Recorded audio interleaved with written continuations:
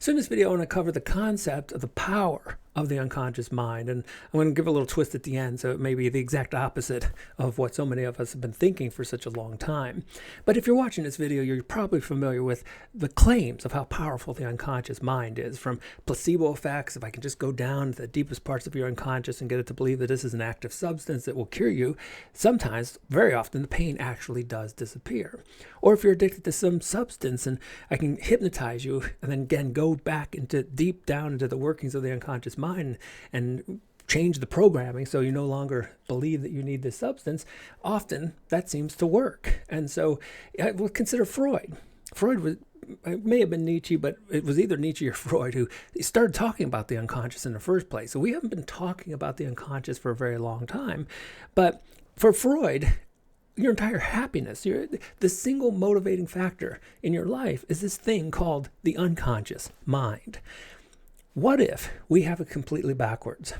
What if the unconscious mind is actually consciousness?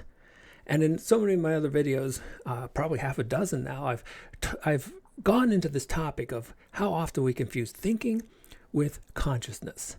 And one of the biases, particularly in the West, is that if we cannot think of something, in other words, if we cannot access it using the thinking mind, we simply consider that process unconscious. But there's an interesting thing with human experience where sometimes something can appear as if it was in the unconscious, and once we recognize it, we have this sensation like, oh, I kind of knew that all the time. I knew that all along. And it's a very interesting sensation. And really, what if, and a lot of my videos are these what if sorts of things, what if we have it backwards? What if the reason the unconscious mind is so powerful is because it's actually consciousness?